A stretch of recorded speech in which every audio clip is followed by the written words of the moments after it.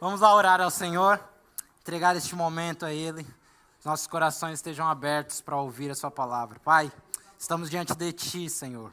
Obrigado por todo esse momento que o Senhor tem proporcionado.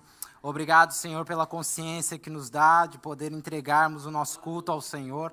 Obrigado, Pai, porque o Senhor regenerou o nosso coração, fomos transformados e por isso elevamos uma adoração, Pai. O Senhor possa estar recebendo essa adoração com um cheiro suave. Neste momento pedimos que a Tua palavra, ela possa ser o centro deste lugar. Teu Espírito, na medida em que ouvimos a Tua palavra, transforme o nosso coração. Estejamos abertos, Pai. Retire de nós todas as inquietações, todos os pensamentos lá de fora. Neste momento, os nossos olhos, ouvidos e tudo que nós somos possam estar focados em Ti e na Tua palavra, Pai. Louvado seja o Teu santo nome. Amém e amém. Maravilha, meus queridos. Muito bem, para contextualizar, nós estamos numa série, molhei tudo aqui já. Estamos numa série chamada Revitalizar. É o processo que nós temos vivido como igreja local. E nós vimos no último domingo, para quem não veio, quem não teve a oportunidade de ouvir essa mensagem, está nas nossas plataformas digitais. E aconselho que os irmãos possam assistir ou ouvir, porque está conectado com a mensagem de hoje. E, diante dessa série, nós vimos que não existe uma revitalização sem pertencimento. Então, é necessário que, como primeiro ponto, ou primeiro prisma, nós tenhamos a consciência do que é membresia, do que é viver igreja, do que é viver comunidade, do que é pertencer a um povo de aliança. E revitalizar, basicamente, é uma obra profunda, uma obra totalmente espiritual, uma obra também teológica, que busca o quê? Alinhar a vida da igreja, os nossos corações, a nossa mente, num padrão bíblico que foi estabelecido pelo Senhor Jesus e conhecido ao longo de toda a história, ok? Então, nós queremos melhorar os processos, né? Isso pode até parecer, às vezes, meio empresarial, né? O CEO, etc., eles procuram melhorar os processos dentro de uma empresa para que ela possa alavancar. E igreja, ela também é uma organização. Portanto, nós precisamos sempre olhar num padrão bíblico o que nós podemos, como membros, como família do Senhor, que pertence a uma comunidade local, melhorar. Melhorar não só no aspecto individual, mas também no aspecto coletivo. Então, semana passada nós falamos sobre o que nós, como seres individuais, podemos fazer para cooperar na edificação da igreja como um todo.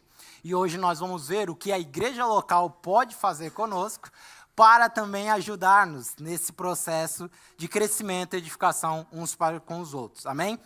Então, nós aprendemos semana passada que nós não fomos chamados, irmãos, apenas para participar, como quem vai num shopping, por exemplo, e passa de loja em loja.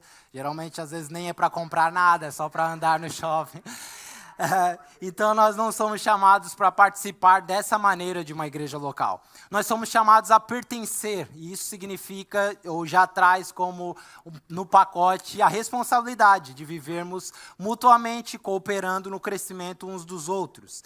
Uma responsabilidade que nós vimos à luz das Escrituras de 1 Pedro, que nós vimos, expomos aqui capítulo 1 e 2, que o Senhor transformou essa palavra responsabilidade num aspecto de sacerdote. Quem lembra que nós falamos sobre isso? O sacerdote, basicamente, tem 3 funções. Ele ministra a Deus, ou seja, fala da nossa relação com Deus íntima, todos os dias, devocional, leitura bíblica. Nós abrimos nosso coração para Ele nos transformar na medida dessa relação. Fala também de uma ministração aos santos. Quando fala disso, fala de uma igreja local, onde nós pertencemos, onde temos responsabilidade, onde cuidamos uns dos outros em crescimento. E fala de uma representação lá fora, como pessoas que estão sendo enviadas para uma missão, para que possa expor o evangelho do Senhor em todas as suas ações, no seu trabalho, escola, faculdade, em todos os âmbitos. O que nós vimos acima de tudo? Que um sacerdote, ele é equilibrado. Ele nem pende para um extremo e nem para outro. Ele consegue viver nas 3 esferas de forma sóbria. Inclusive é a palavra que Pedro usa. Sobriedade, equilíbrio, ele consegue ter vida devocional, ele consegue expor essa vida devocional, ou seja, essa transformação de caráter lá dentro, no meio dos seus irmãos, e automaticamente ele é preparado no meio dos seus irmãos para ser enviado lá para fora. Amém? Glórias a Deus. Então nós vemos que esse princípio sacerdotal, ele não inicia ali em Moisés, no Sinai, quando o Senhor estipula uma tribo entre o povo para representar Deus. Inicia lá no Éden, porque Adão era um ser sacerdotal. Ele fazia esses 3 aspectos, ele vivia esses 3 aspectos. E o que nós tiramos como conclusão? Que sacerdote não fala tanto sobre ofício, fala primeiramente sobre caráter, quem nós estamos nos tornando diante do Senhor. A partir daí, meus irmãos, todas as demais coisas serão naturais. Serão reflexo daquilo que nós somos. E não fazer algo simplesmente para tentar agradar a Deus ou as pessoas. Porque isso certamente sempre se torna um peso. Mais cedo ou mais tarde, isso irá se tornar um peso. Muitas pessoas se frustram por, às vezes, estarem servindo ao Senhor e não estarem sendo correspondidas nesse serviço. Seja por voluntário, seja por reconhecimento de liderança.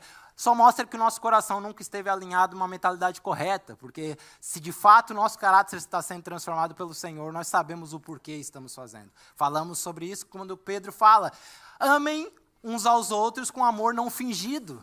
Isso significa um amor voluntário, que não está esperando nunca de nada em troca, só está derramando aquilo que recebeu do seu Senhor.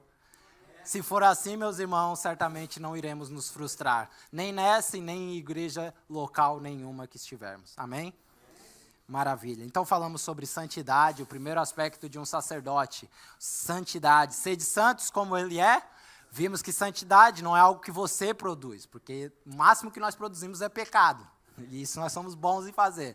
Mas santidade é um reflexo do Senhor, daquilo que nós estamos, na medida da aproximação com Ele, Ele reflete sua santidade, nos transforma, e aí a partir daí nós conseguimos refletir a santidade em vários locais, em vários aspectos, em vários momentos. Amém? Falamos sobre serviço, esse serviço fraternal, esse cuidado mútuo com a igreja, uns aos outros discipulando e ajudando o crescimento dos irmãos. Para isso é necessário conhecer uns aos outros, para isso é necessário fazer parte da vida da igreja, é necessário se entregar nesse conceito. E representar, né? Representar o Senhor. Isso fala sobre as nossas famílias, os nossos filhos, a nossa esposa, o nosso marido, o nosso trabalho, o nosso patrão. Isso fala de cultuar em todos esses lugares. Né? A nossa mentalidade também é fragmentada porque achamos que cultuar é só aqui. Na verdade, a gente aqui vem só entregar o culto que nós preparamos ao longo de toda a semana.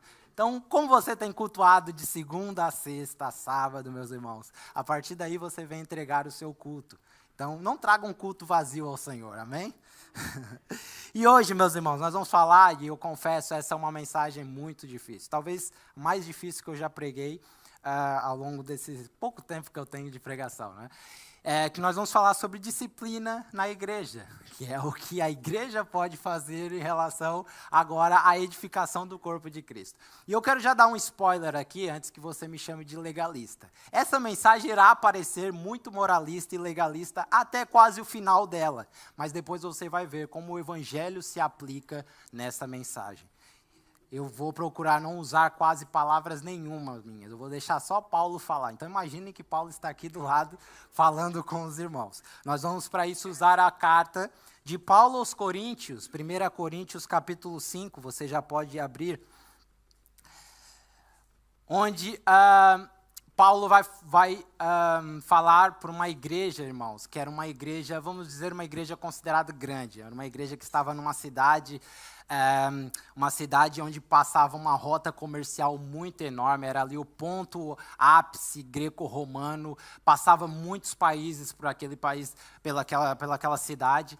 Então era um local muito bem localizado, era um local que passava diversidade de povos ali, e era um local, inclusive, que por ter diversidade de povos, também tinha diversidade de mercado, né? Ou seja, as pessoas da cidade, a sociedade em si, procurava satisfazer o desejo de todos esses povos. Então, imaginem todo tipo de corrupção moral no nível máximo que podia existir dentro de uma cidade. Essa era a cidade de Corinto. E isso estava dividindo o povo de Corinto. Porque alguns irmãos da igreja estavam sendo influenciados por esse tipo de mentalidade, o que hoje talvez possamos chamar de uma teologia liberal, onde tudo é relativo, cada um tem a sua verdade e não importa. Se eu penso assim, tu pensa assim, e está tudo bem. Nós vamos vivendo aqui como se tudo fosse saudável. Muitas vezes é para nós termos um ambiente onde não haja muita briga, onde não haja muita discussão. Não, o que importa é todo mundo estar bem uns com os outros. E era o que estava acontecendo aqui. Já tinha outro grupo dentro da igreja que falava, que inclusive foi tema do que nós falamos. Não, temos que manter a santidade, vamos nos isolar dessa cidade, ninguém entra aqui, nenhum ímpio entra aqui, porque senão vai manchar a santidade. E era o povo que estava vivendo sobre um desequilíbrio, e Paulo vem aqui muito assertivo corrigir essa igreja. Mas vejam, irmãos, era uma igreja que Paulo começa dizendo que era uma igreja incrível, gloriosa.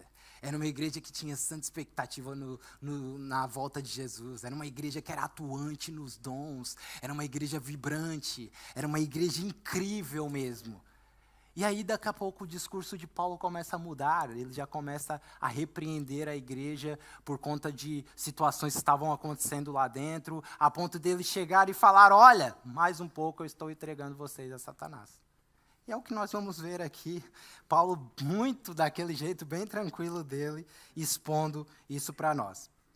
Então hoje nós vamos falar sobre isso, sobre disciplina bíblica, que é essencial, meus irmãos. Eu diria que é essencial para a construção de uma igreja saudável. Todas as igrejas, mesmo que não se aprofundem nesse tema, todas acabam por, de uma forma ou outra, aplicar disciplina bíblica, né? Quando há um pecado, por exemplo, muito grave dentro da igreja, geralmente os pastores não deixam essa pessoa, ceiar, ou inibe essa pessoa, por exemplo, de servir em algum ministério de ensino. Independente disso, independente da forma como as igrejas aplicam, todas aplicam disciplina, porque é um padrão bíblico. É algo que, por exemplo, quando os nossos pais nos disciplinavam, era para quê? Para nos matar? Às vezes, né? Mas nem sempre. Geralmente era por quê, irmãos? Porque nós fizemos uma besteira, uma asneira, e eles estavam nos repreendendo para que nós pudéssemos ser corrigidos por amor. Então, um pai que corrige o filho, inclusive nós lemos aqui a passagem, né? Que Deus, quando nos corrige, é por amor, irmãos. Então, disciplina também dentro da igreja, nós vamos ver que sempre é baseada nisso. É a misericórdia do Senhor sendo exposta ainda para a sua igreja. O problema é quando ele deixa de nos disciplinar. Sabe? Quando ele entrega-nos aos nossos desejos. Inclusive, Romanos capítulo 1 vai dizer que quando o Senhor está muito bravo, com muita raiva, a ponto de despejar a sua ira, ele faz o quê? Ele entrega as pessoas aos seus próprios desejos. Exatamente. Aí nós pensamos, uau, estou prosperando. Uau, minha empresa está dando certo. Uau, eu estou com uma saúde intacta, o shape está top. Uau, os meus filhos estão crescendo em virtude, em vigor. Olha, eu nem preciso viver todas essas exigências da Bíblia. O Senhor já te entregou aos teus desejos. Porque quando olhamos para Israel, não sei se os irmãos lembram, todas as vezes que Israel murmurava, eles eram correspondidos na sua murmuração. E lá no finalzinho, próximo a entrar a terra prometida, estavam sendo preparados para o abate. Então, irmãos, nem sempre, quando nós achamos e não queremos de fato viver uma vida com padrão bíblico e achamos que está tudo correndo bem lá numa perspectiva lá fora, nem sempre estamos diante do Senhor e agradando a Ele. Às vezes podemos estar podemos estar debaixo da sua ira, debaixo da sua não vontade. Amém? Então, é sobre isso que nós vamos falar. Existem passagens bíblicas que falam sobre situações graves de pecado dentro de um contexto de igreja local. E os apóstolos, irmãos, eles ensinam como lidar e como disciplinar, que é uma das ferramentas que o Senhor dá para demonstrar o seu amor pelo seu povo de aliança. Então, nós vamos trabalhar nessa carta e nós vamos ver como Paulo ele fala sobre isso. Inclusive, o próprio Jesus fala sobre isso em Mateus capítulo 18. Quem lembra dessa passagem? Que ele diz, quando você ver um irmão pecar, vai até ele. Alguém lembra dessa passagem? Muito conhecida, né? Às vezes parece só uma poesia, mas não, irmãos, é para aplicar. E aí ele continua falando, se esse irmão não se arrepender, chama mais 2 ou 3. E vejam, ele não está falando de liderança, está falando da igreja local. Se você vê um irmão pecar na sua igreja, você tem a responsabilidade como maduro, um irmão maduro, de chamar a atenção dele. Se esse irmão não se arrepender, chame mais 2 ou 3, para quê? Para que ele possa não só ver que outros irmãos estão em concordância, mas para que esses irmãos que estão com você também vejam que ele realmente está em pecado. Se ainda assim não se arrepender, leve então para a liderança. E da liderança será levada para a membresia da igreja local. Isso você pode ler, Mateus capítulo 18. E se ainda não se arrepender, seja considerado pagão ou publicano. Ele não pertence a nós. É o que a Bíblia chama de excomunhão, ok? Então, vejam só, essa carta aqui estava repleta de contendas, divisões, equívocos sobre os sacramentos, batismo e ceia, tanto é que é Coríntios que fala sobre a ceia do Senhor, né? E vocês veem que ele fala assim, por essa razão, ou seja, por vocês não estarem compreendendo ceia, batismo, sacramentos, há muitos entre vocês doentes. Há muitos entre vocês enfermos. Há muitos entre vocês que até já morreram. Então veja o que estava acontecendo dentro dessa igreja. Falta de ordem de culto, que é o que Paulo vai falar lá sobre os dons. Heresias teológicas, extremos de cunho moral, enfim. Essa igreja era vários extremos. E Corinto não apenas, como eu falei, era uma das maiores cidades do mundo, mas também era uma das maiores cidades corruptas do mundo. E era uma igreja que de fato estava sendo marcada neste exato momento, Paulo já tinha ido para a terceira viagem missionária dele, era uma igreja que estava sendo marcada por imoralidade, orgulho e inclusive processos judiciais. O capítulo 6 vai falar que irmãos estavam processando outros irmãos. Ou seja, um ímpio estava julgando a causa que a igreja deveria estar julgando. Porque imaginem, nós precisamos ver, quando falamos de disciplina na igreja, a jurisdição que nós temos. Faria sentido nós chamarmos agora o presidente da República e começar a falar, olha, eu não concordo muito com o que você está fazendo e eu vou ter que recriminá-lo aqui ou vou ter que processá-lo aqui. Faria sentido, irmãos? O máximo que você teria era uma gargalhada da cara dele. Mas dentro da igreja local, o Senhor nos deu autoridade para isso. Não julgueis. Não, Jesus fala, julguem-se, segundo a palavra.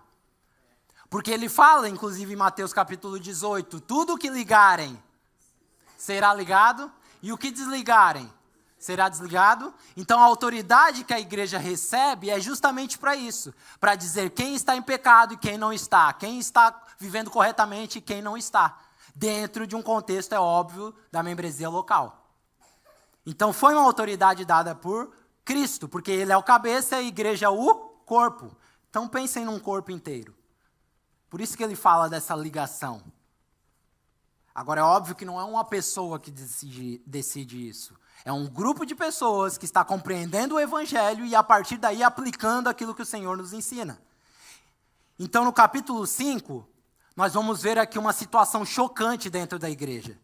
Até para os ímpios da cidade, que Paulo fala assim, meu Deus, vocês estão... O pecado está tão grave que vocês estão escandalizando os ímpios.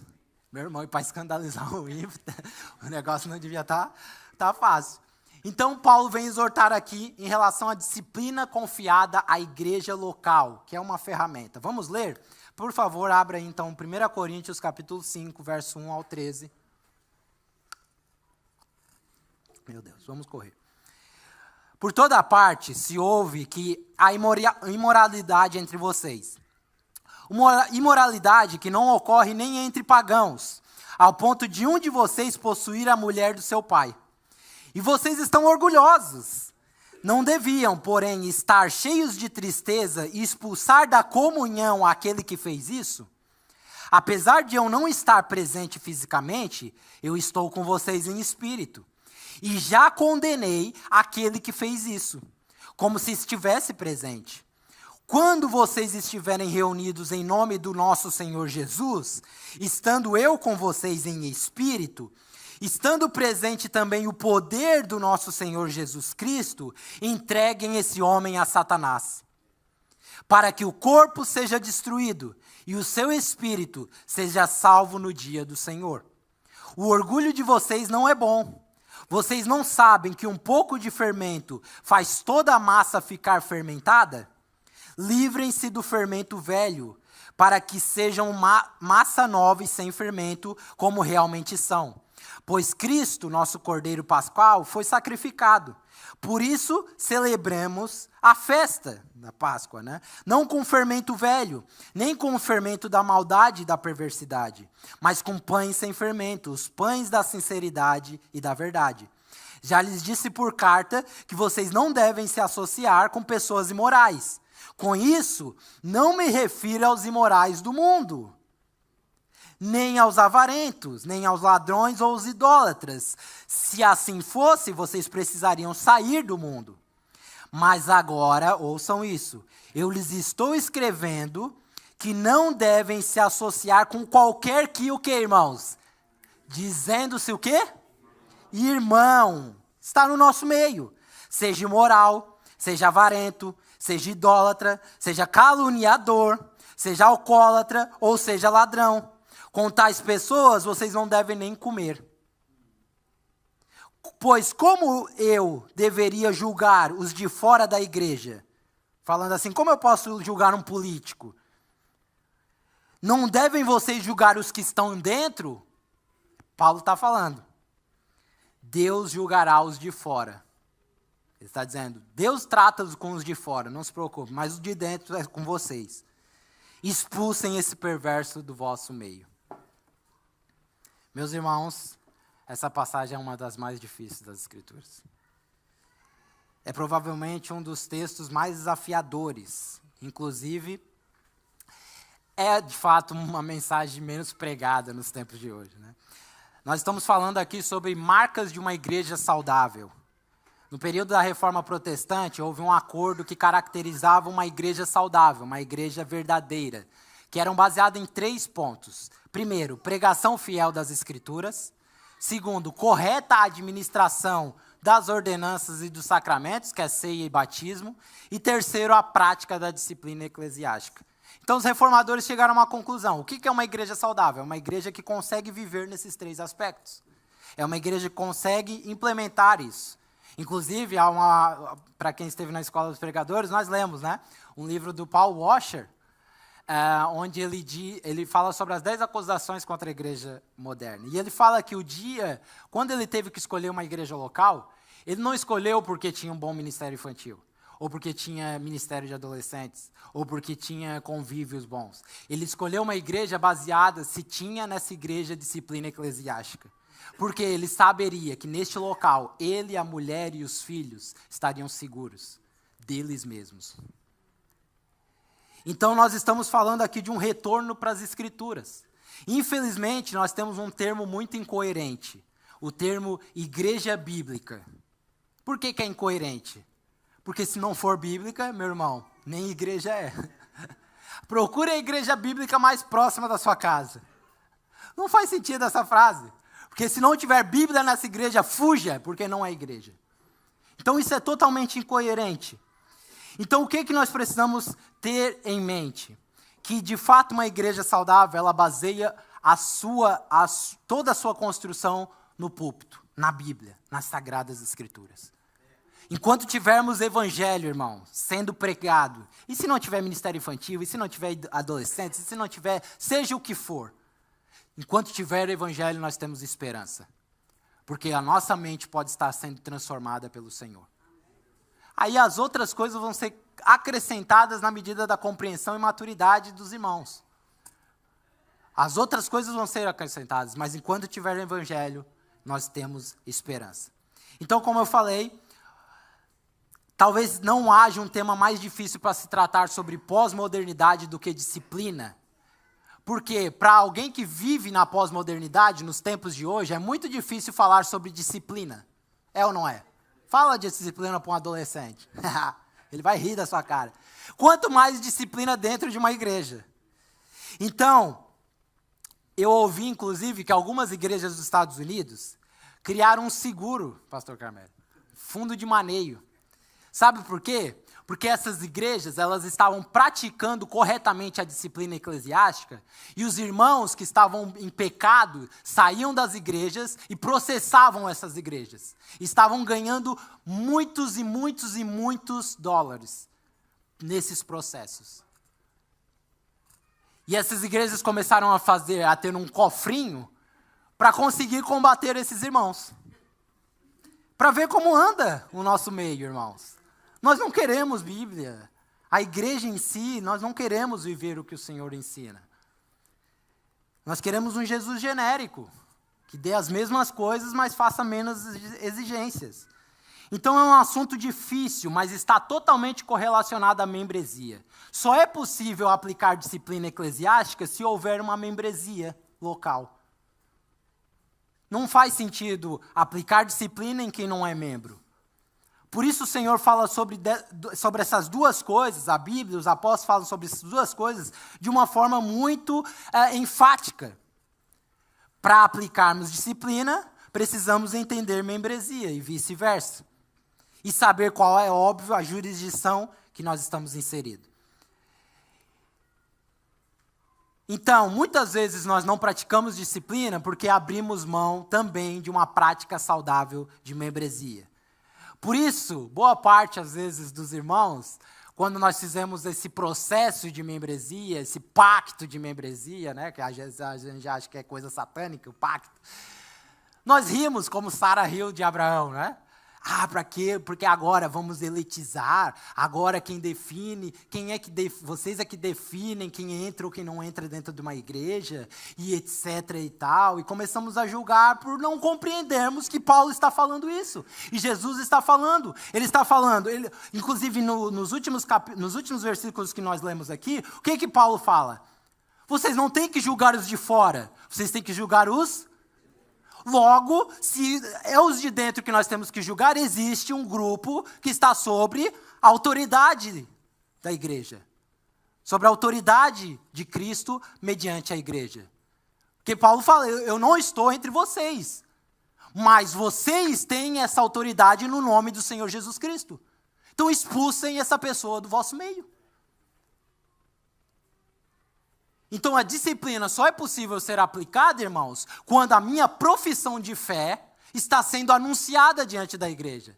Então, todos os irmãos que estiveram aqui entre nós, fazendo todo esse processo de membresia, passando por esse interrogatório da FBI que eles passaram ali conosco, todas as palavras, inclusive foi tudo gravado, todas as palavras que eles recitaram poderão ser lançadas contra eles. Mas não são as palavras que nós definimos. Tudo que recitaram no pacto é o que está nas Escrituras. A correlação, o discipulado, o cuidado, a prestação de contas, a confissão de pecados. É o que está na Bíblia, irmão. Então ele está fazendo um pacto com o seu Senhor, porque no dia do batismo, eu não sei se você lembra, mas quando você entra nas águas do batismo, não é só o fato de você ser uma nova criatura e viver aí pelo mundo afora. Você está publicamente dizendo que agora tem um pacto, uma aliança com Deus e com um povo local. E a partir daí, irmãos, nós conseguimos aplicar tudo isso de forma coerente. Por isso a importância de vivermos igreja local e por isso a importância de pertencermos de fato a uma igreja local. E por isso a importância de ter todo esse processo, para que quando você venha de outras igrejas, de outros locais, você não venha com expectativa, você primeiro conhece o que nós estamos vivendo como comunidade. Você conhece o Evangelho e nós vamos ver se você conhece o Evangelho. E a partir daí nós vamos construir, irmãos, juntos. Esse é o objetivo do processo de membresia. Então nós não vamos ter nenhuma dificuldade de lembrar os irmãos, sempre que necessário, dos termos assinados pelo próprio punho, diante de um pacto. Agora, diferente do que parece para pós-modernistas, disciplina da igreja não é um assunto negativo. Como eu falei, é alvo da misericórdia do Senhor. Eu quero deixar muito claro que nós não vamos estar caçando os irmãos que estão em pecado. Tá vendo? Não, irmão, temos muito o que fazer. Mas o pecado é igual aquela maçã podre, sabe, dentro do cesto. Ele começa a cheirar. Mais cedo ou mais tarde, ele é exposto. Num ambiente de luz, todo pecado ele é exposto. Nem precisa muito esforço, irmão. Então nós não vamos estar como os caçadores de fantasmas, esqueçam isso. Mas nós vamos saber mais cedo ou mais tarde, irmãos. Nós, quando eu falo, não é a liderança, eu falo todos vocês vão saber. Mais cedo ou mais tarde, provavelmente você vai na casa de alguém, e aí você vai ver seu irmão avarento, como ele trata a sua esposa lá. Aqui é um irmão santão, mas dentro de casa é um monstro. Como a esposa trata o seu marido, como tratamos os nossos filhos, nós vamos saber.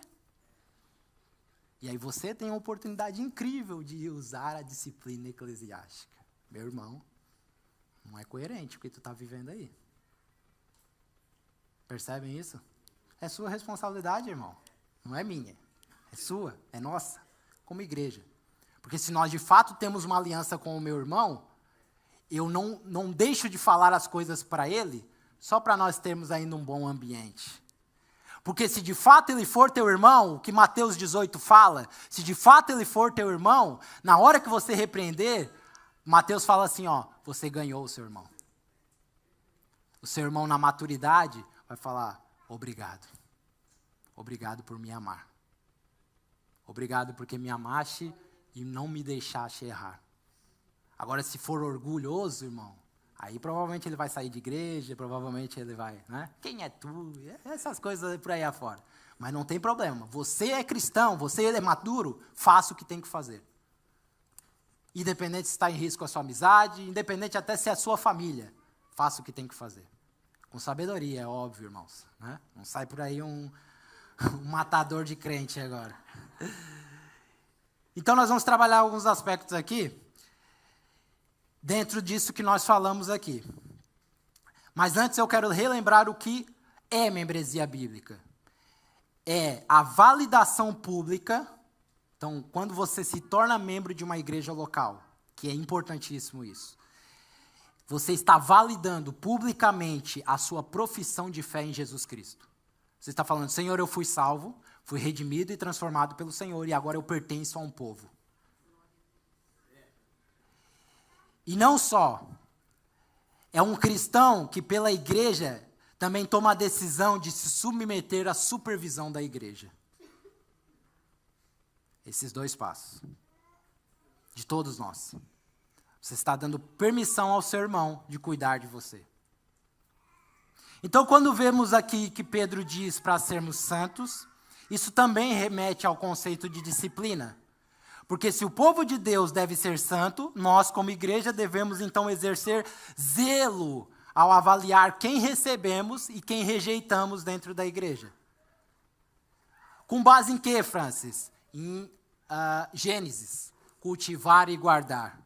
Tudo que nós estamos pregando ano após ano é um cultivo.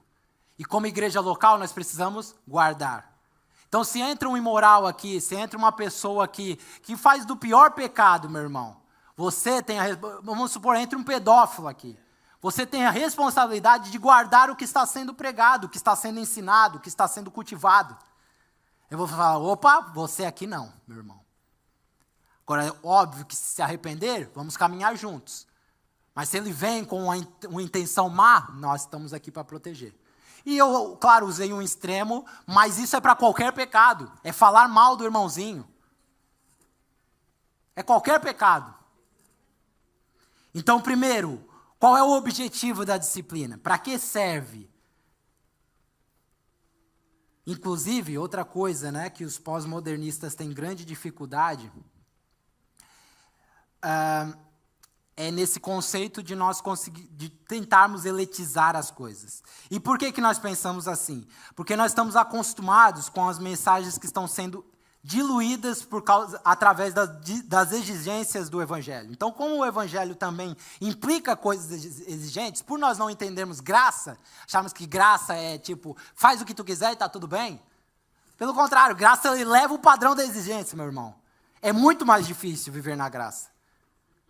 Muito mais, que agora é pensamento, é coração, está tudo no globo. Antes era só ação, né?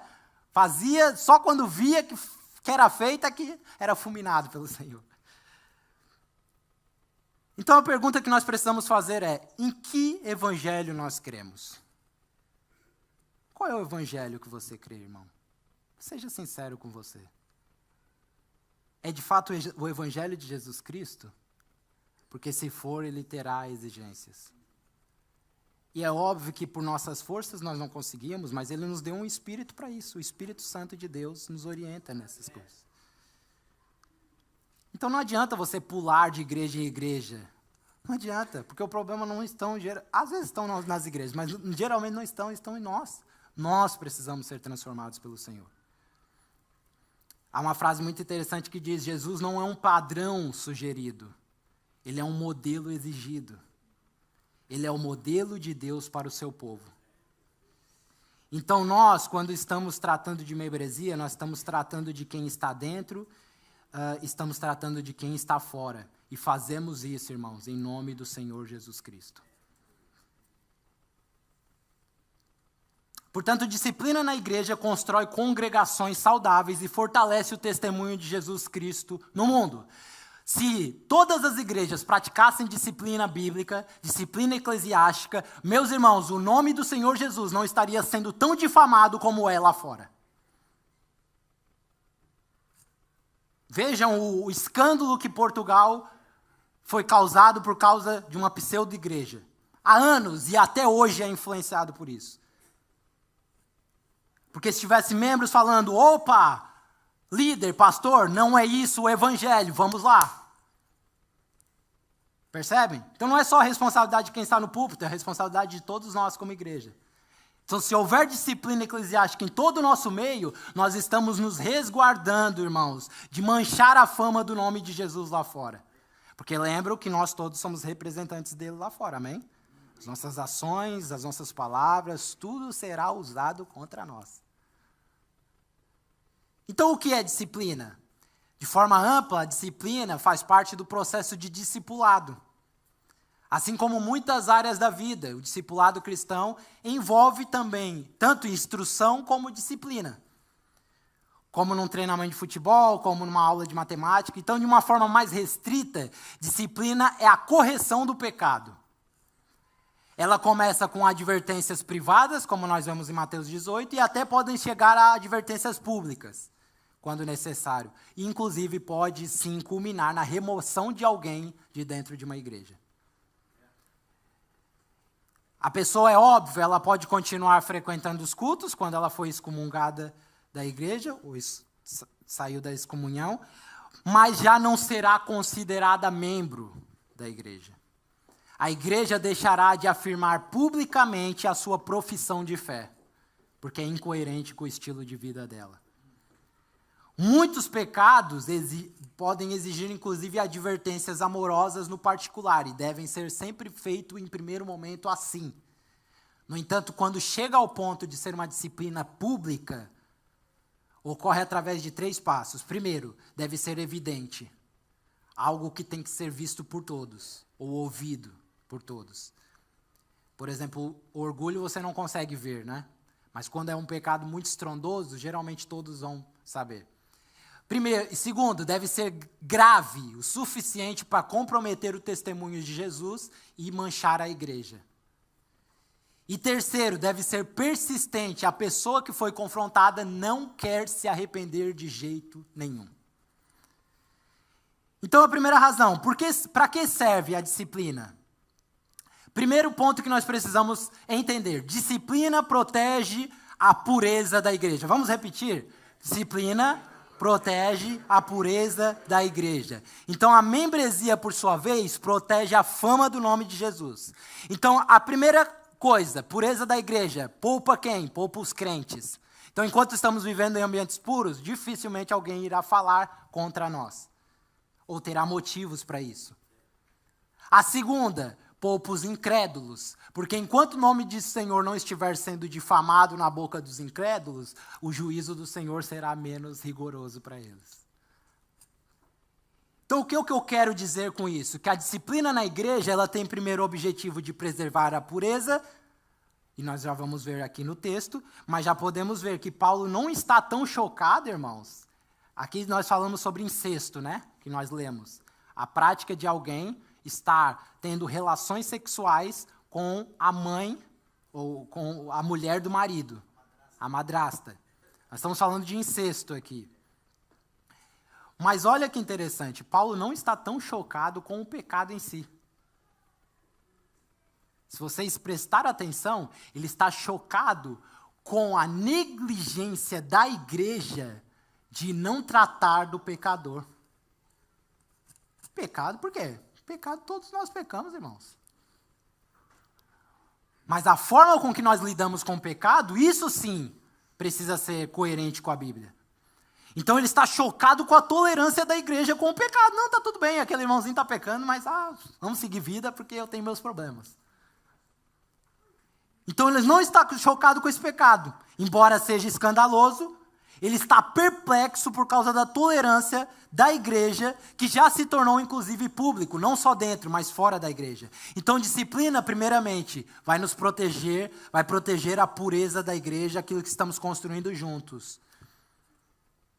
E quando nós aplicamos a disciplina, os demais irmãos entendem que para vivermos em comunidade, vai sempre requerer esforço. Sempre, irmãos.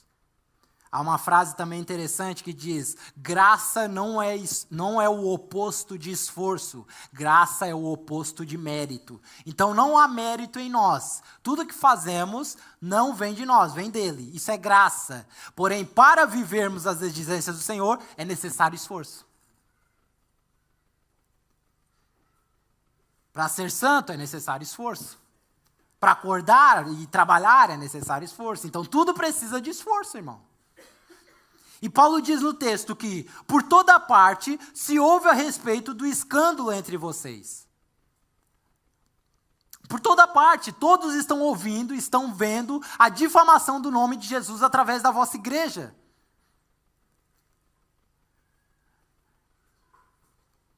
Então a disciplina na igreja, ela poupa os crentes porque irmãos que andam de maneira desordenada precisam ser disciplinados. Eles podem estar entre nós sem serem disciplinados. Porém, se fizer parte da membresia de uma igreja, ele deve ser disciplinado. Calma, eu falei que isso parecia um pouco moralista e vai continuar parecendo. Então, a membresia, ela poupa incrédulos dos escândalos. Mas tal pessoa disse que eu posso pertencer, que não tem problema, que eu posso viver igreja sem passar por pacto, por processo nenhum. Mas não, isso é muito rigoroso, isso é muito etc. Então, se de fato vivermos dessa maneira, dificilmente vamos conseguir estar debaixo, porque qualquer momento que nós pecarmos, irmãos, se não fizermos parte de uma membresia, nós vamos falar: não, mas nem membro eu sou.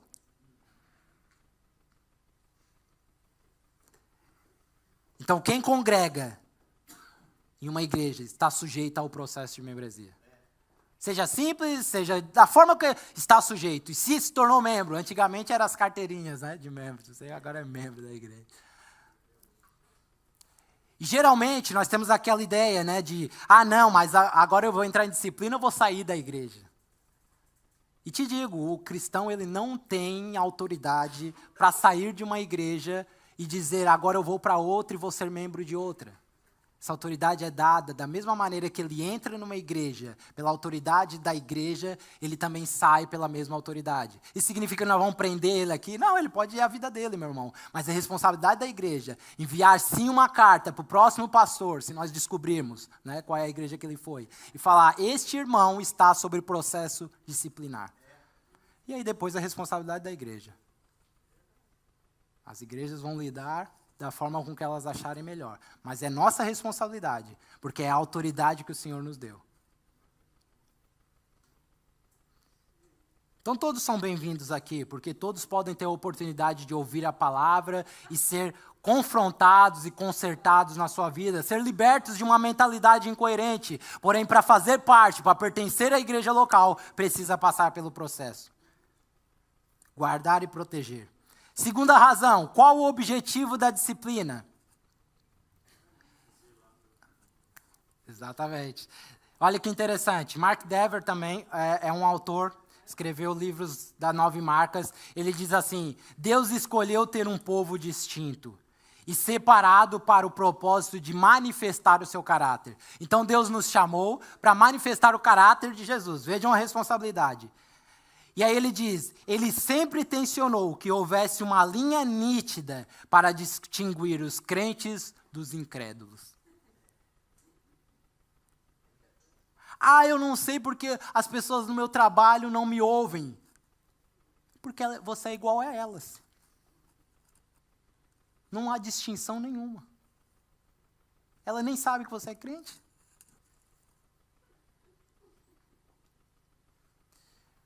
Então, qual o papel da membresia? Distinguir crentes de incrédulos. Se a sua vida não demonstra sujeição à palavra de Deus e à igreja local, e não importa, irmão, se você diz que é evangélico, o que mais hoje em dia, então, lá no Brasil, né, cantor, todo mundo é evangélico agora. Todo mundo, né? Falsos mestres que enriquecem com o evangelho e são aplaudidos, se dizem evangélicos. Então, isso não significa nada dizer isso. É só uma palavra. Não são irmãos. Então, nós precisamos entender que Deus tensiona que haja distinção. Um crente precisa ser distinto. Afinal, o Sermão do Monte, o que diz? Ele nos chama do quê? De sal da terra e luz. Isso está mostrando o quê? Que nós somos distintos dos que estão lá fora. E aí Paulo, quando olha aqui para o texto, ele diz, vocês são massa nova, são uma nova massa, portanto vivam como tal, não mais como antes, mas como tal, diferentes. E agora olhando para o texto, nós vemos aqui Paulo no verso 13, ou nesses 13 versículos, ele traz à tona aqui esse caso de incesto, de atividade sexual entre membros da mesma família. Um caso onde a igreja aqui, ela estava tão confiante em si mesma, irmãos, estava tão confiante, tão afundada num orgulho irrepreensível, que eles não estavam nem conseguindo enxergar a gravidade do pecado. Inclusive, era um caso que até os pagãos estavam condenando diante da igreja. E Paulo diz, por toda parte se ouve esse tipo de comportamento entre vocês. E é interessante que Paulo escreve, segundo a história teológica, Paulo escreve 4 cartas para Coríntios. Ele inclusive menciona aqui. A primeira carta é chamada, segundo os eruditos, de carta severa. Essa carta sumiu. Alguém botou fogo nela. E Paulo vai apelar e vai dizer o seguinte, eu já escrevi a vocês dizendo que não se unam com tais pessoas. Esse eu já escrevi era essa carta severa. Paulo escreveu uma carta que foi tão dura que os coríntios deram um passo atrás. E a relação de todos eles dentro da igreja ficou conturbada. E olha que interessante, Paulo ele aqui não está focado no pecado de incesto, como eu falei, né? Ele está focado na intolerância da igreja. Ele está dizendo, eu não posso acreditar que vocês acham normal alguém idolatrar um político. Que vocês acham normal alguém praticar deliberadamente a fornicação entre vocês. No caso do incesto. Vocês acham normal um casamento se desfazer por incompatibilidade. Eu não posso acreditar. Ou seja, existe uma igreja local que precisa chamar os irmãos à razão. Então, a prática de incesto aqui era detestável, mas o ponto é, por toda parte se ouve, embora os próprios pagãos, eles reprovassem essa conduta, é óbvio que isso era muito normal lá fora, né, no mundo que eles estavam vivendo, porém, não está tratando aqui de uma reprovação social, irmãos, não é sobre isso. O que Paulo está falando aqui é sobre o nome de Cristo que está sendo manchado no meio da igreja. E ela automaticamente não está sendo influência nenhuma lá para fora. Inclusive mostra o contrário, é lá fora que está influenciando aqui dentro. Porque eles estão vivendo como as pessoas vivem lá fora. Por quê? Porque o que a sociedade acha que é escandaloso, muda, irmãos. Até uns anos atrás, todo mundo reprovava o aborto. Hoje todo mundo aceita, vai mudando. É ou não é? Então o que a sociedade acha certo ou errado muda, mas o que a Bíblia diz não se altera. E Paulo está dizendo, está tão caótico a condição de vocês que nem o pagão tem esse tipo de prática. Então, se nós tivéssemos práticas bíblicas de disciplina e membresia, o nome de Jesus não seria tão envergonhado, porque se as pessoas incorrem em pecado, há graça para isso, mas precisa ser tratado. Paulo está perplexo por causa disso. Então, o fato é que Paulo está usando aqui também a lei, né? Ele está usando o Levítico capítulo 18 para tratar desse assunto do incesto. Não se sabe bem o que aconteceu, se o pai tinha morrido e o filho tinha ficado com a madrasta, ou se eles realmente estavam tendo uma relação escondida. Independente disso, o fato é que Paulo vem tratar desse problema. E ele está dizendo, isso não é conveniente, você não pode possuir a mulher do seu pai. Não pega bem, não está coerente com... E o verbo possuir aqui, no grego, pode significar viver um relacionamento sexual imoral com alguém. E por muito que a cultura greco-romana na altura permitisse esse tipo de prática, isso de fato estava sendo espalhado de uma forma escandalosa. Provavelmente porque era aquele contexto, né, irmão? Não sei se você já passou dentro do seu trabalho. Olha o crente aí. Esse contexto, não é? Então, quando nós vamos lá para o livro de Atos, capítulo 5, não precisa abrir, a igreja estava crescendo, irmãos. A igreja em Jerusalém estava crescendo. E começou a haver uma mobilização de pessoas ofertando para suprir a necessidade do pobre. A igreja de Jerusalém, os apóstolos na liderança, aquele avivamento. E eles falam, nossa, olha, tem muitos pobres aqui na cidade, vamos começar a juntar, as igrejas vão começar a juntar agora recursos financeiros para ajudar essas pessoas. E aí o texto diz que eles estavam colocando todos os recursos nos pés dos apóstolos para esses distribuírem segundo aquilo que eles estavam vendo. Agora, chega num determinado momento que um casal se lembra, ou acha fixe, acha legal, aquele movimento de todo mundo está ofertando, todo mundo está ajudando. Quem lembra aí de Ananias e Safira? E aí vocês lembram que eles mentem sobre o valor que foi vendido da propriedade deles. Amém?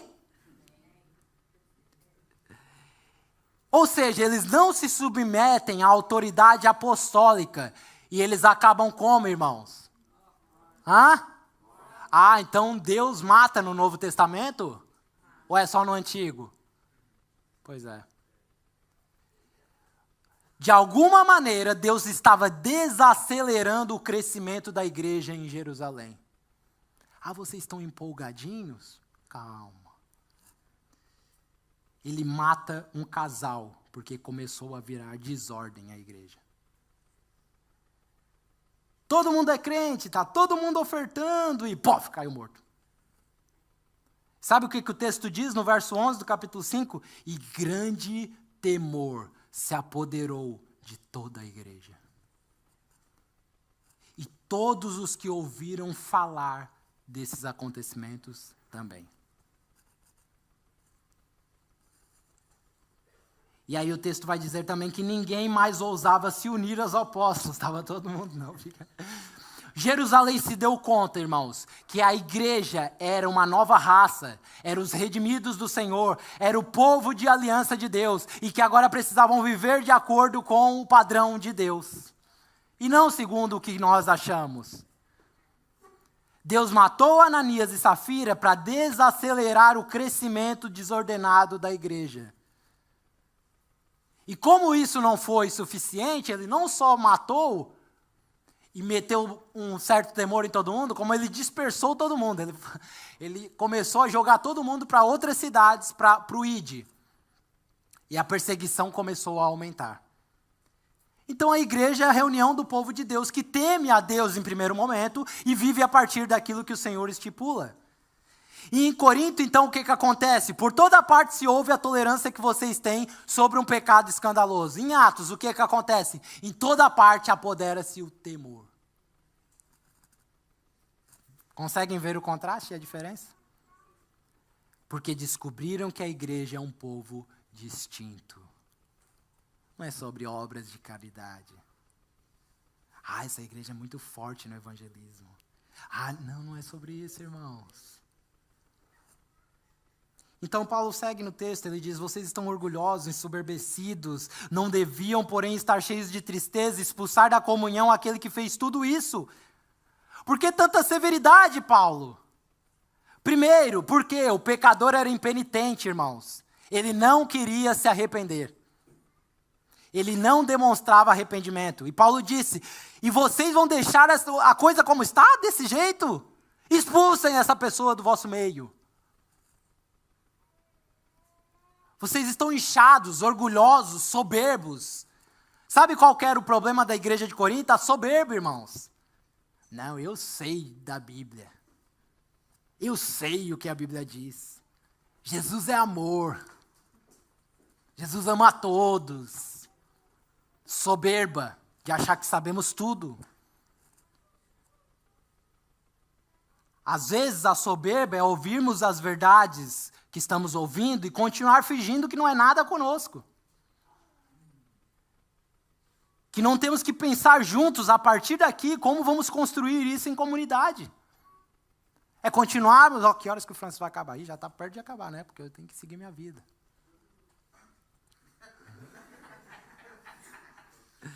Soberba de, nunca mais acaba essa mensagem. E eles diziam, Corinto dizia, mas nós temos dons espirituais. Mas entre nós há tantos profetas. O culto, meu Deus, é um terremoto aqui, a profecia para cá, é profecia para lá, eu sinto, eu vejo. Era o que essa igreja dizia. E qual o problema aqui, meus irmãos? O problema é não sermos surpreendidos por pecado nenhum. Porque o mesmo Paulo de Corinto é o mesmo Paulo de Gálatas, que está com aquele tom de voz mais alto. Ele diz lá em Gálatas 6, se algum de vocês for surpreendido em algum pecado, vocês que são espirituais, os mais maduros, corrijam o tal com mansidão. E olhem por vocês mesmos e levem a carga uns dos outros. Assim vocês cumprem a lei de Cristo.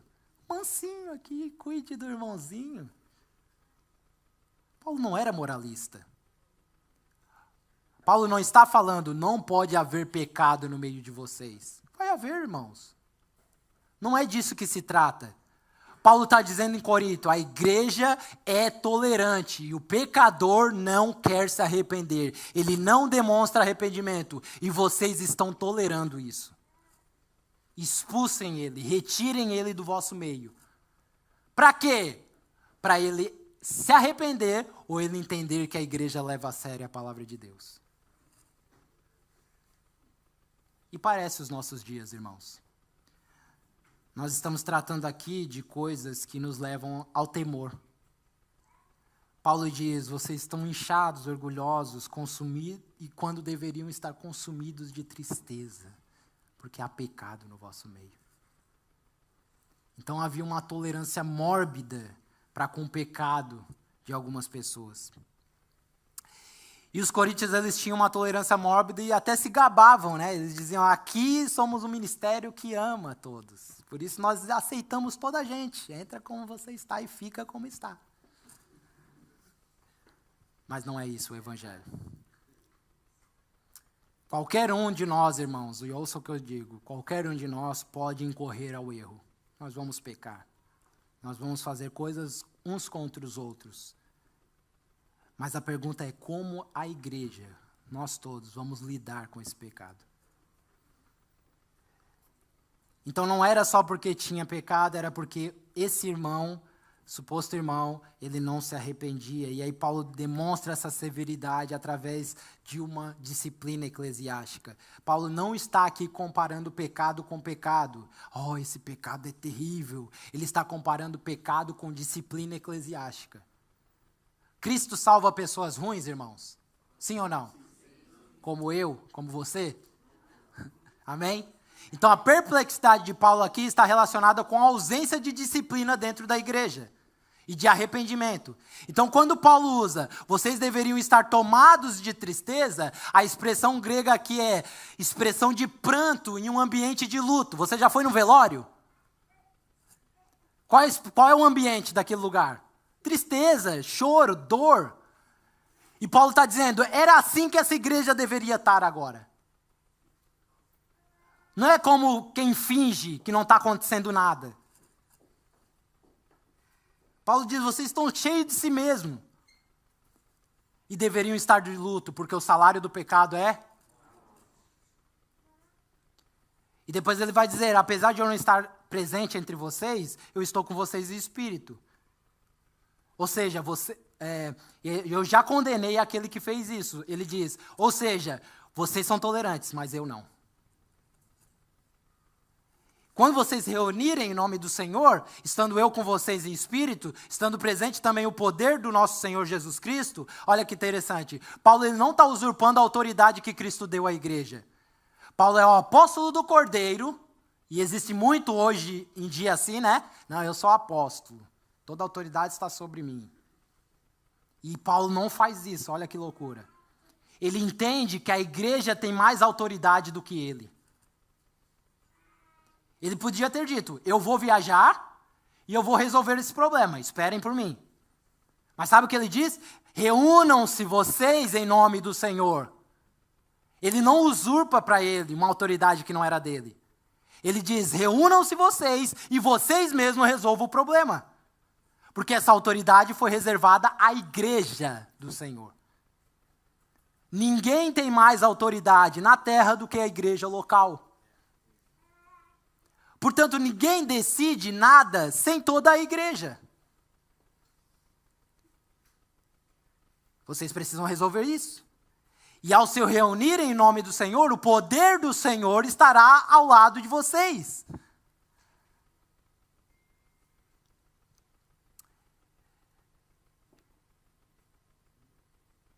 Amém, irmãos? Isso é o que o Senhor nos confiou. E agora talvez nós estejamos pensando, né? Que loucura é essa? Afinal, a igreja não é só um galpão que eu entro, assisto, canto, cumprimento e vou embora? Não, não é. A igreja é onde nós pertencemos e passamos a viver segundo aquilo que as Escrituras dizem. Em todos os assuntos, irmãos. Porque ela é o projeto de Jesus. Isso tudo nos ajuda a compreender por que não temos, às vezes, autoridade. Porque geralmente não somos associados a uma igreja local. Não somos membros de fato, sabe? Somos só participantes. Nos faz entender por que não somos influência na vida dos nossos irmãos, porque ninguém nos vê, ninguém nos conhece. Não estamos vivendo a igreja. E aí Jesus diz naquele versículo famoso, né? Pois onde se reunirem 2 ou 3 em meu nome, estarei no meio de vós. E nós alegremente cantamos essas palavras, achamos que é para coisas de bênção. Então, e o que Jesus está falando? É na mesma passagem da disciplina eclesiástica. Ele está falando da igreja reunida para exercer autoridade de disciplina eclesiástica. E ele diz, aonde estiverem 2 ou 3 em meu nome, em comunidade, vocês podem fazer tudo isso que veio acima no texto. Ver o irmão pecar e chamar a atenção. O que ligar no céu vai ser ligado na terra. Então ele está falando de um contexto de disciplina na igreja. Ele diz, eu sei que será muito difícil quando vocês tiverem que se reunir para excomungar alguém. Porque vocês podem estar envolvidos emocionalmente com as pessoas. Vocês podem até amá-las, ser os vossos amigos. Inclusive, pode ser até parte da vossa família biológica. Mas, ele está dizendo, Jesus está dizendo, mas eu estarei com vocês. Ele não anula o fato de você ter que aplicar a disciplina. Ele te conforta dizendo, mesmo que seja difícil e você terá que fazer, eu estarei com vocês. Que dureza, pastor Francis. Sim, porque o lema não é encher igreja, irmão. O lema é vivermos igreja. Vivemos o que o Senhor diz. E eu sei que essas mensagens não enchem igreja. Não enche. E ninguém quer esse tipo de mensagem. Mas está tudo bem. Com temor eu digo, meus irmãos, o que me importa é que nós sejamos edificados como a igreja do Senhor. Quem goste, quem gostar. Que nós sejamos edificados. E Paulo diz, se reúnam. Por quê? Porque o pecador é impenitente. A instrução de Jesus termina em Mateus 18 e Paulo começa. Aquele irmão não se submeteu no 1 a 1, no 2 ou 3, e nem ouviu toda a igreja. Não é qualquer pecado que nós podemos excomungar as pessoas, ok? Eu sei que muitos querem às vezes. Mas se passou por todo esse processo e ainda assim o irmão não se arrependeu, tirem ele do vosso meio. Nós não podemos ser igreja tolerante. Alguém está lutando contra o pecado, irmão? Está sujeito às recomendações da igreja? Bem-vindo ao clube. Isso aqui é um ajuntamento de pecadores que estão buscando ser melhores em Jesus. O papel da igreja é dizer quem está dentro e quem está fora. E sim, isso é muito difícil. E para terminarmos, ele diz, reúnam-se em nome do poder do Senhor Jesus e entreguem o homem a Satanás para que o seu corpo seja destruído e seu espírito salvo no dia do Senhor. Isso aqui também, a outra incorrência dessa nas Escrituras que está em Timóteo, 1 Timóteo 1,20. Paulo entrega Alexandre e Himeneu a Satanás para não blasfemarem contra o nome de Deus. Então era uma prática muito normal dos apóstolos entregar as pessoas para Satanás, irmão. O que significa isso, Francis? Entregar para Satanás, é chamar o Satanás para o culto? Não. É entregar a pessoa para a esfera que Satanás domina, que é o quê, irmãos? Entregar as pessoas aos seus próprios desejos. Lembra os irmãos da passagem que diz, o mundo jaz no? O príncipe deste mundo é quem? Então, quando ele é excomungado, nós estamos ao entregar a Satanás meu irmão, você está livre para viver a sua vida. E não há pior coisa.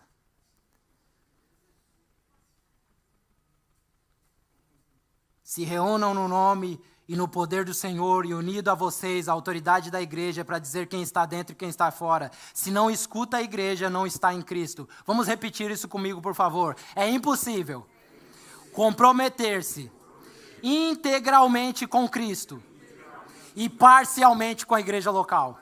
Vamos repetir, é impossível comprometer-se integralmente com Cristo e parcialmente com a igreja local. Então a disciplina irá nos mostrar aquela pessoa que pecou é. Se ela é um pagão ou se ela é um publicano. O que é um pagão ou um publicano? Pagão era usada pelos judeus para identificar pessoas que não faziam parte da aliança de Israel. Era um não salvo, era um não redimido. Aí os judeus chamavam essas pessoas de pagões. E o que era um publicano? Era todos aqueles que, por exemplo, trabalhavam para Roma. Era um judeu que trabalhava, Mateus, por exemplo. Ou seja, estava quebrando a aliança que tinha com o povo e que tinha com Deus. Porque estava traindo os princípios. E aí Paulo está dizendo, Paulo e Jesus estão dizendo, vamos entregar essa pessoa a Satanás, para descobrirmos o que ela é. Se ela é salva, ela vai se arrepender em algum momento e vai voltar. Mas se ela só se ela só estiver quebrando uma aliança no meio do povo, nós vamos identificar isso quando ela se arrepender. Mas se ela não se arrepender, ela nunca foi um dos nossos. Disciplina irá mostrar quem nós somos. Entregar a Satanás, então, significa, após um grande e longo processo de disciplina, entregar a pessoa à esfera da qual Satanás é atuante. Entregarmos aos próprios desejos. Essa pessoa, se não se arrepender, ela não pertence ao corpo de Cristo. Mas o importante é o que, irmãos? Diante disso, não pagarmos para ver. Não pague para ver, irmão. Não deixe que o pecado bata na sua porta. Não continue negligenciando o que o Senhor chama de importante. Não espere o pecado se tornar uma massa cinzenta. Não espere o pecado como um cancro se espalhar por todo o corpo. Confesse o seu pecado. E Paulo vai falar aqui de avarentos, de caluniadores. Então ele não está falando só de incesto. Ele está falando de pessoas que falam mal umas das outras. Ele está falando de pessoas que não conseguem tirar o escorpião de dentro do bolso. Ele está falando de todos nós, que pecamos e temos um ídolo no nosso coração.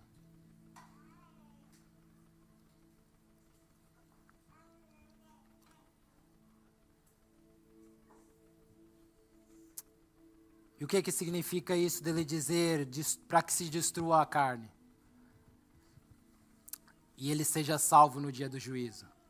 É que é muito mais importante que neste momento o pecador, ele de alguma maneira seja excomungado pela igreja e durante essa vida longe da igreja, ele tenha um reflexo e chegue ao arrependimento para que no grande dia do juízo ele seja aceito pelo Senhor e se arrependa, do que ele viver uma vida em pecado aqui, nunca se arrepender e ser condenado eternamente no dia do juízo. Então é melhor estar nas mãos da igreja do que estar nas mãos do Senhor.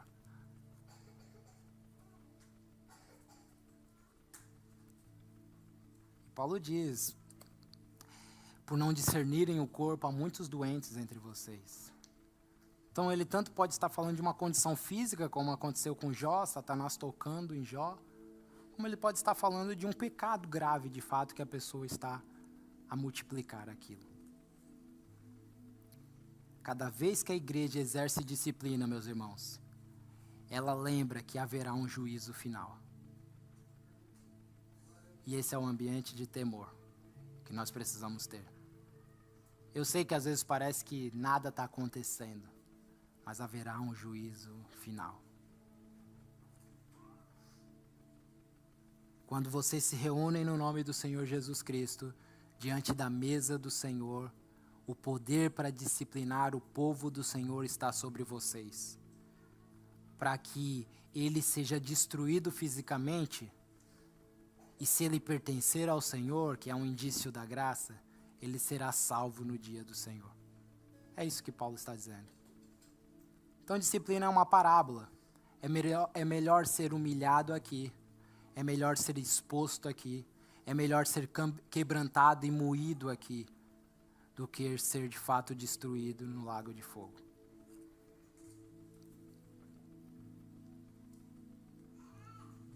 Amém, igreja? Que o Senhor nos ajude. Que o Senhor nos ajude a se arrepender dos nossos pecados. E não só se arrepender, mas ajudar os nossos irmãos a chegarem ao estado de arrependimento. Nós não podemos ver um pecado e deixar andar. Nós precisamos intervir logo como pessoas que estão amando os nossos irmãos. Logo, irmãos. Logo. E se você não tiver capacidade bíblica para isso, chame alguém que te ajude. Não no intuito de fofocar. Não no intuito de, eu estou ajudando o irmãozinho. Não. É no intuito de cuidado. No intuito de cuidado. Amém? Eu quero deixar como final aqui uns passos que nós podemos fazer para aplicar a disciplina, para que se torne bem prático no nosso meio. Então, em conclusão, a disciplina, ela expõe o pecado. O pecado como um cancro, às vezes, que está escondido dentro de nós, mas a disciplina revela esse pecado para ser tratada. A disciplina, ela adverte. A igreja, ela não exerce o julgamento final de Deus. Ouçam isso, você não é o juiz de Deus. Tudo que nós fazemos é mediante a palavra do Senhor. Nem mesmo o seu juízo é que define se o irmão está em pecado ou não, ou se ele está errado ou não. É o juízo da palavra. Quando ele diz julguem, ele está dizendo olhem para a Bíblia e mostrem para o irmão. Não é o seu juízo, porque o teu juízo também é pecador como o meu juízo. A disciplina salva. A igreja aplica quando vê o membro caminhando para a destruição e tenta de todas as maneiras trazê-lo de volta. A disciplina protege. Assim como um cancro pode se espalhar pelo corpo, o pecado pode se espalhar pela igreja. A disciplina preserva o testemunho da igreja. Embora pareça estranho, ela beneficia até os não cristãos, pois mantém a igreja distinta e atraente. Entendam, quanto mais distinto nós formos lá fora, mais atraentes a mensagem que nós carregamos será. As pessoas vão querer saber o que nós carregamos. Como você pode começar a aplicar isso? Comece tratando do assunto em particular com a pessoa. Uma fofoca, uma má impressão, uma palavra torpe, uma falta de participação da vida da igreja, uma falta de disciplina, uma falta de entendimento na contribuição financeira, pessoas que faltam cultos por meses. Podemos ligar para a pessoa e podemos falar com a pessoa, entender o contexto. Isso também é disciplina. Se não houver arrependimento, leve mais 2 ou 3, ou leve o seu líder. Se ainda não houver mudança, leve para os pastores da igreja. Após isso, se ainda assim não houver arrependimento, e essa avaliação às vezes pode durar semanas ou meses, aí sim poderá ser levada numa assembleia para a membresia da igreja. Não é para o público, é para quem pertence à igreja local. Esses vão nomear e vão apontar a categoria do pecado, geralmente sem detalhes, para que toda a igreja vigie e ore a Deus por essa pessoa, para que ela alcance misericórdia. E se mesmo assim não houver arrependimento, será proposto a excomunhão na assembleia a seguir. Se a votação diante dos fatos for excomunhão, então os líderes da igreja irão orientar a igreja como deverão interagir com o ex-membro. Então, se você estiver nessas posições, irmãos, em algum contexto da vida, não finja que está tudo normal. Se o irmão estiver em pecado, vamos lá jantar em casa, vamos, podemos ir, mas como é que está o seu tratamento com o pecado, meu irmão? A igreja está à espera. Não apazigue o pecado, porque ele nos destrói por completo. O Senhor Jesus sempre foi muito severo com o pecado. Com as pessoas ele foi amoroso, mas com o pecado ele tratou com rigidez. Vamos orar.